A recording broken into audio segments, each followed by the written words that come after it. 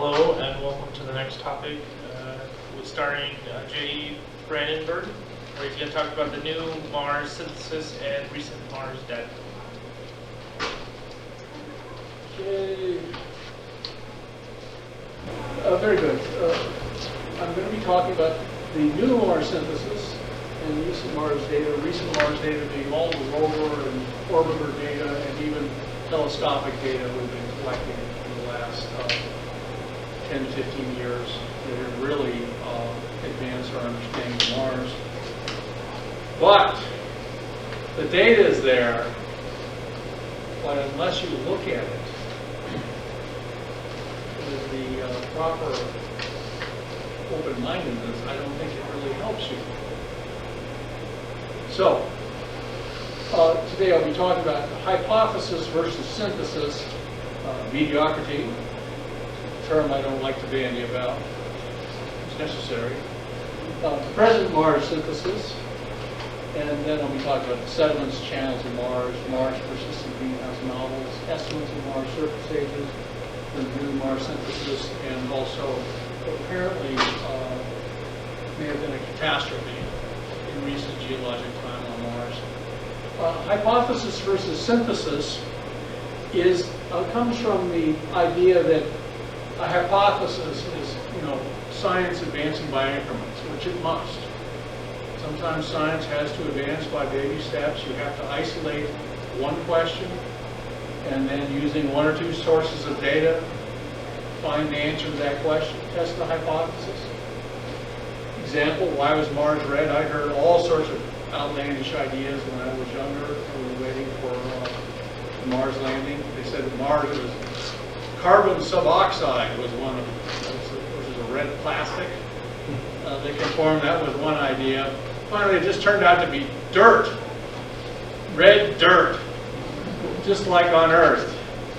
Now, synthesis is kind of holistic.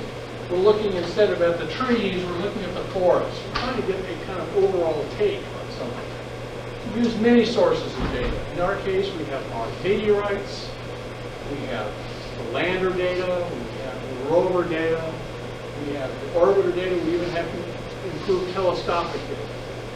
And an example is Mars had a paleocean. That was based on a number of different sources of data. Now, mediocrity is the principle that says that Earth and its conditions are not exotic but typical. And it's a subversive concept when we talk about Mars. And that's why I warned you about thought crime. It says other planets experience similar conditions in evolutionary paths, meaning Mars, most Earth-like planet in the universe that we have access to. Mediocrity says that biology and biospheres are common in the universe. It says that Earth is not exotic. It's typical. We're C students. You imagine we're something special. We're not. And I claim that you cannot analyze Mars data. All this Mars data that we have, you can't really analyze it. You can't understand it unless you accept that mediocrity is at play. Earth and its biosphere are typical of the universe. You have to give up this biophobic, what I call the biophobic attitude. First thing you have to learn about Mars is Mars has a dichotomy. Low, smooth plains in the north. This is a Taylor projection, of course. Blue means low elevation. You see almost no craters. Then you have heavily cratered southern highlands. They're very old, have almost a lunar pattern of craters. Now, Mars is the closest Earth-like planet in the whole universe that we can examine. And the picture that is emerging is that Mars past was much more Earth-like than Mars present. It used to have an ocean filling that northern basin. And that northern basin, by the way, is because of the absence of craters, the youngest part of Mars. That means that ocean lasted for most of Mars' geologic history. It's not in the south. I mean, there's some, what apparently were seas in the south, where in very ancient Martian terrain dating from early Mars. But this is from recent geologic time. How recent is one of the questions we're going to try and answer in this talk. So we have this Earth analog that's very close to us. And we are laboring under a synthesis or narrative or take on Mars right now. I call it a lunar synthesis. It's basically been in place since about 1964 when the Mariner 4 passed by Mars and found craters. No canals, but craters. Before that, we had kind of the Llewellyn, Barsoomian picture of Mars. Now we have a lunar picture of Mars that Mars died geologically and biologically 2.5 billion years ago, and nothing really has happened there since. And that is increasingly an attitude that is unsupportable by the data, I would claim. The new synthesis that has to replace it is much more exotic. But I will point out that a lunar Mars model is very safe. Miss America, Miss Universe, your crown rests easy on your head. There are no challengers in the solar system. Now, Mars geologic epochs began with the kind of pre-Noachian, when Mars formed, the Noachian, heavy bombardment period, the Hesperian, a lot of fluvial activity. A lot of channeling activity in the Noachian. But especially at the very end of the Hesperian, and this is where the ocean bed apparently dates from. And then, but you see there's water channels even after that. And these epochs are based on relative crater dating, relative densities of craters. They're not based on an absolute chronology, they're based on a relative chronology, based on the assumed cratering rate on Mars being uniform. Now, just for example, on Earth, in the Grand Canyon, which has some deep exposed sediments, they go down about 1 kilometer, and they're all highly oxidized until they get down to the Precambrian schist, where the rock turns dark. No oxygen in the atmosphere. This is the transition to an oxidizing atmosphere on Earth.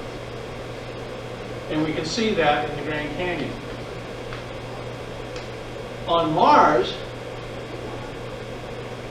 we have exposed sediments that are very apparent. They are 5.5 kilometers thick, and they are highly oxidized. That means Mars has a comparable erosive history as Earth, and apparently has a lot of oxygen. I'm not going to say it was 5.5 times as much. I'm just going to say that it's got kilometers of oxidized sediments just like Earth. Now, what else do we see on Mars? On the sides of the volcanoes, where there would have been a lot of precipitation if there was an Earth-like climate period, we find eroded channels in the rock. And they look almost exactly like the ones in Hawaii. Those took millions of years to form. And of course, this is a typical Mars landscape. Craters that apparently doubled as lakes, feeding water channels. So, basically, Mars has to have had a persistent greenhouse. It wasn't just a greenhouse that lasted a little while. It lasted for large chunks of its geologic history. How is that possible? We know we can have a CO2 greenhouse. And by the way, when you have a CO2 greenhouse, you build up about an atmosphere of CO2. it's the water vapor that actually is the major greenhouse workforce. Water vapor is a much more powerful greenhouse gas than CO2. So, but the CO2 allows liquid water to form and flow around, like so the channels are explained. However, if you have liquid water plus CO2, it gives carbonic acid when it reacts with all of the salt on Mars, and you get iron carbonate, magnesium carbonate, well, sand too, but you should have large deposits of carbonate. So a persistent, you can't have really a persistent greenhouse on Mars if it's just CO2. It's chemically unstable. This has been known for a long time. It's also been known that Mars carbonates are just completely absent. They've found almost no carbonates in Mars.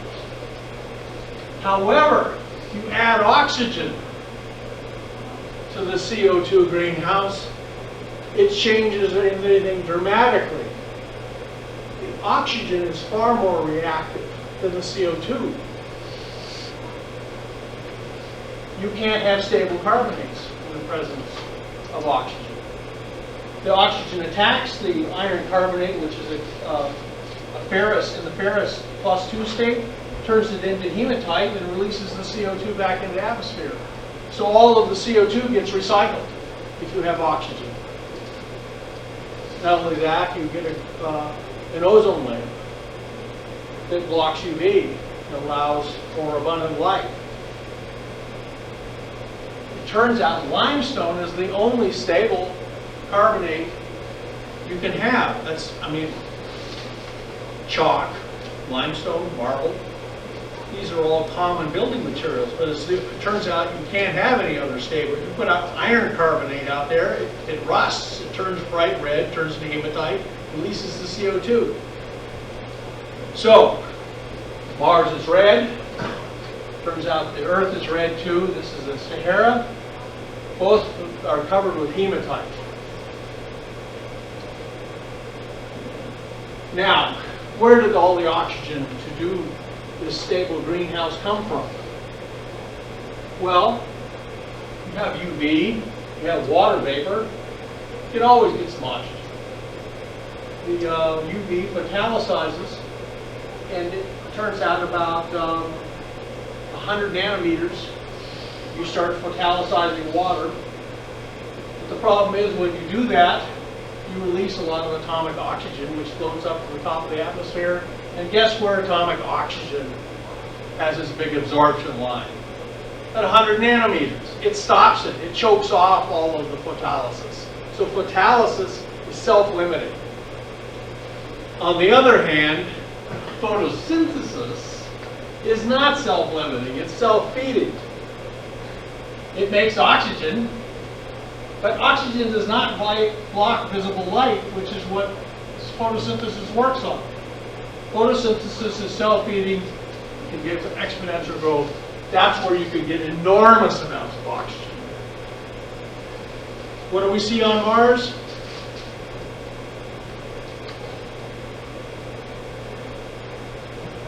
We see, oops,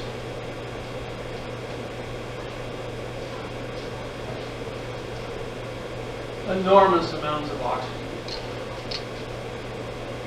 Mars is not oxidized just on the surface, it's oxidized at depths, kilometers deep. So, we know there is evidence for past life on Mars.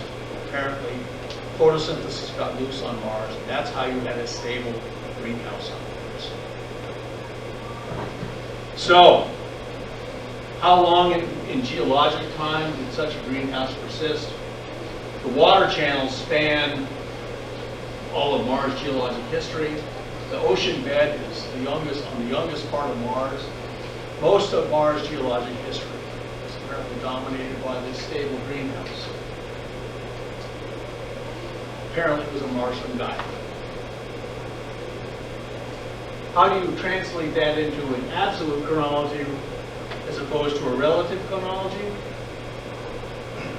Well, they use the lunar model on Mars, and Of course, it gives lunar ages for, that's where they get the 3.5 billion years old for like Gale Crater and all these places. However, Mars is next to the asteroid belt. Mars is getting hammered. That means everything on Mars looks older relative to the moon than it actually is. If you take the Martian meteorites, which are random samples of the Martian surface from the north, apparently, is the source region, they're all 1 billion years old or less. If you take just a straight average of there's only one Mars meteorite, ALH 8401, that's 4.5 billion years old. The rest of them are 1 billion years old or less. And that means Mars' average surface age, at least in the north of the dichotomy, is probably only about 300 million years old. So that's how long Mars had biology, photosynthesis, massive photosynthesis, and an ocean. So a high Martian cratering rate relative to lunar is required by young meteorite aging. You can't get young meteorites from an old surface. I'm sorry. It doesn't take a rocket scientist to figure that out. But set aside for right now why that is. So with meteorite age constraints, somebody tell me what time it is? 3:17. All right, great. I'm doing great on time. Let the thought crime continue. So, how long did this situation go on? How long has this been going on Mars? Roughly 4 billion years. We're looking at a planet that apparently had life on it, massive photosynthesis, oceans of water, a greenhouse, and it lasted apparently around 4 billion years.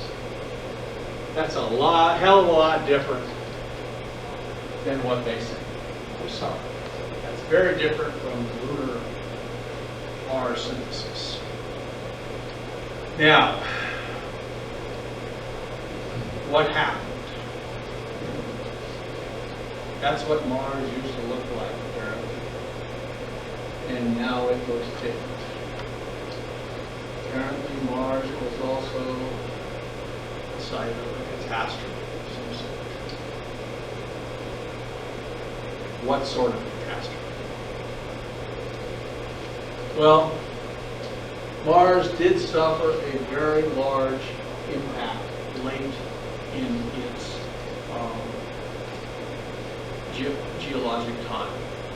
It's the Leo impact. It's the Chicxulub of Mars. It's almost the same size as Chicxulub, only it happened to a planet only half the radius of Earth, so 1/4 of the surface area, and it was a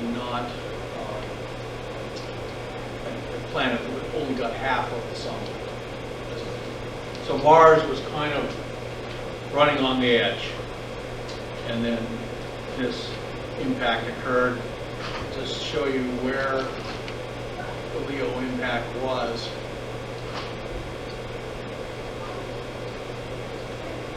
It's right there, north. So you can see it happened in a place where there were hardly any craters. This happened on the young part of Mars. Now, we also know, however, that life is very durable, especially if you're already living close to the asteroid belt and getting whacked periodically. If you have an ocean of water, that stores an enormous amount of atmospheric gas, or CO2, and also serves as a big thermal flood. So Mars had a big stabilizing element in the ocean. So this would have mitigated, to some degree, the effects of any big impact. However, it makes a good story. And, you know, it's like Okay, Mars is next to the asteroid belt, and finally it got whacked. And couldn't survive it. So, however, it's like a good Sherlock Holmes story. Yeah, but the dog didn't bark. And there's something fishy about this. Mars is not only exotic in being like, displaying an Earth-like past, it also has some very strange isotopic anomalies relative to other solar system reservoirs. In particular, it has a lot more Xenon 129 than Xenon 132. Everywhere else in the solar system, including the comet they landed on, those two are almost the same. The same on Earth, the same on Jupiter, the same in the solar wind, the same in ground up meteorites from the asteroid belt, except on Mars. Mars sticks out like a big sore thumb. Where have we seen something like this before? There's only one place. It's called an R process. There's a well-known meteorite in the meteorites community. It's not from Mars, by the way. It's called Allende. It's carbonaceous chondrite 2, type 2. It was famous because it was the first meteorite where they identified a lot of organics. Apparently came from the asteroid belt. It's 4.5 billion years old. And in it has kind of tarry stuff in it, and then this dust. And the dust is very refractive. Apparently we're looking at grains of the original high temperature solar nebula. When you take out those, when you dissolve with solvent or tar and isolate just that dust, the sample of the original primordial solar nebula, and heat that dust until all of the gas comes out, the xenon isotope spectrum matches Mars' atmosphere almost exactly. It's because it's from a supernova. And that's been well established. So, however, there's another place where we see our process, and that's in nuclear weapons. We know a supernova did not go off on Mars. There wouldn't be any Mars there. Something resembling a supernova. At least that is the only known phenomenon that gives the xenon spectrum and the other radiation. I haven't given this a half-hour talk. I haven't gone into the other radiation features on Mars. Apparently the surface of Mars was bombarded by high-energy neutrons at some point in recent geologic time. So, we love a mystery. Cause of death of Mars, unknown. By the way, it happened just about the same time as the great Permian extinction, which killed about 95% on Earth. The oceans died during extinction. Only the cockroaches.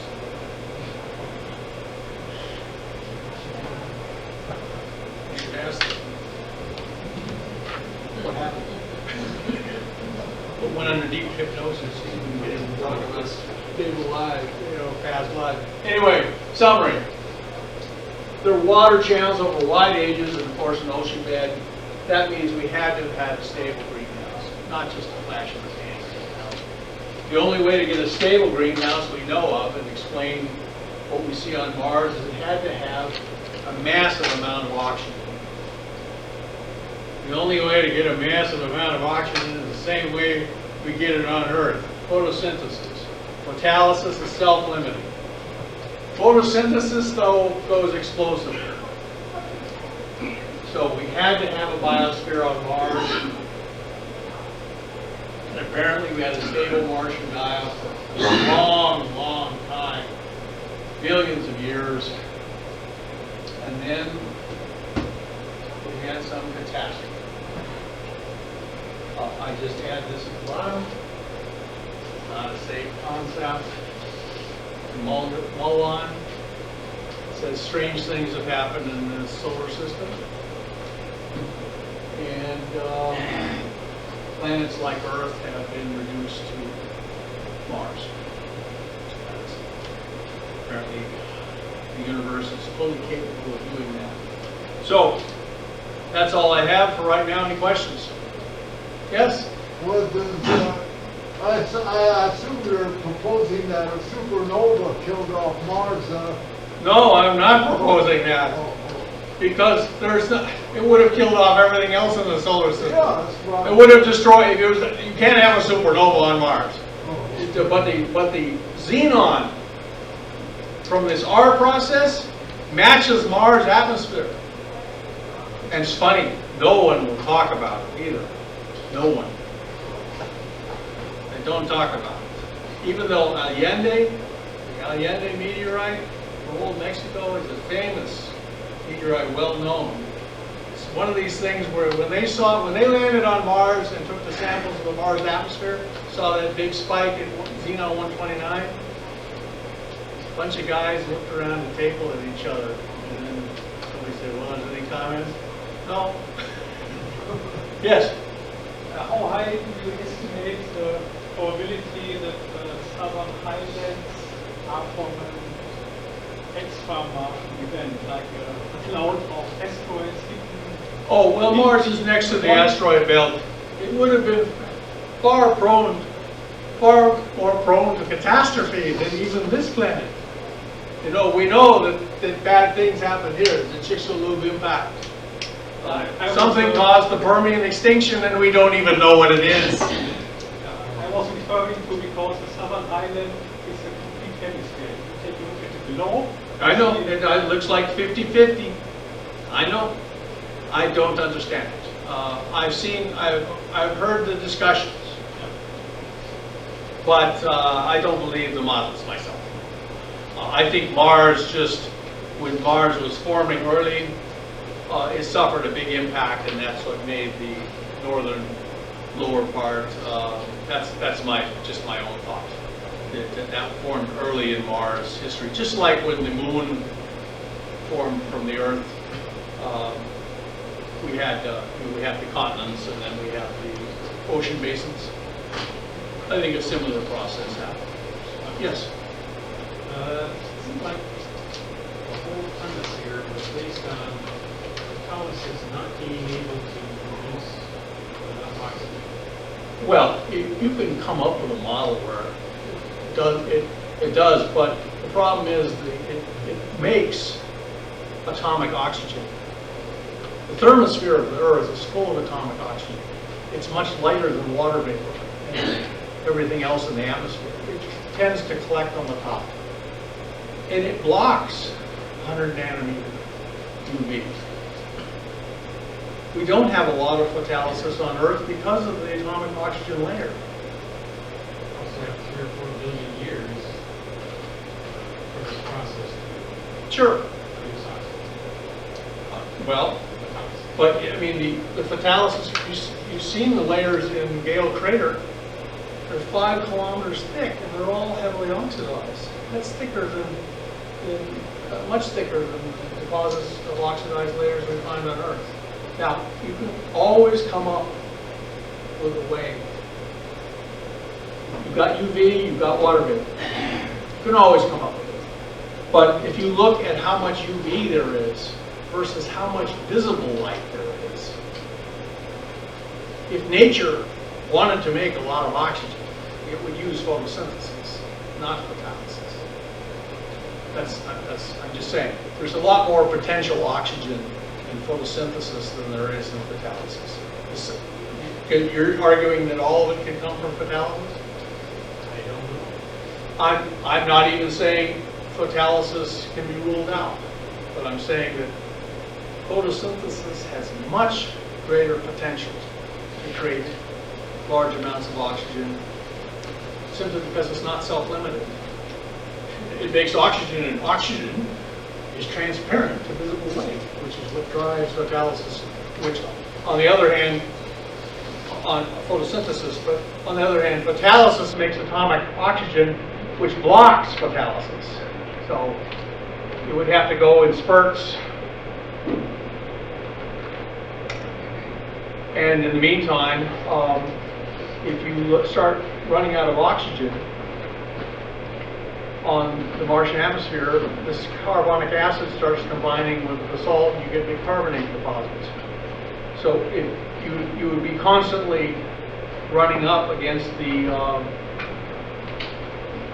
fact that the greenhouse would start going chemically unstable if it ran short on oxygen, and the photolysis would be constantly running short on oxygen. So, but you know, like I said, you've got UV and you've got water vapor. Any other questions? Oh, yes. Have any of the landers put a sensitive seismometer on the Mars? And They had the Vikings. One of them had the Vikings had a seismometer, 2 seismometers, but one of them failed. So then all they got was wind.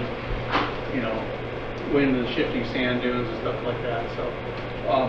It's a geologically quiet planet. It shouldn't. Well, and they've been flying around with all these infrared scanners. They can't find any geothermal heat, even on the tops of the volcanoes.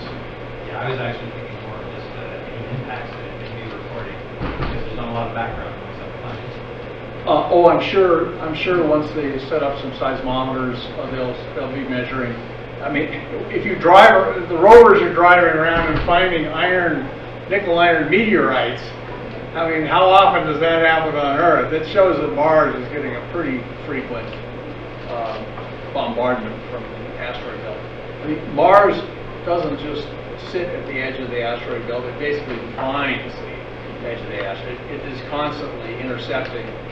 Anything that gets past Mars ends up hitting Earth. So we're grateful for Mars. Very convenient. Yes, I'm sorry. The InSight lander is supposed to have a detector. So next year, they should have a calibrated. So sleep well tonight. Whatever got Mars is still running loose. Thank you so much.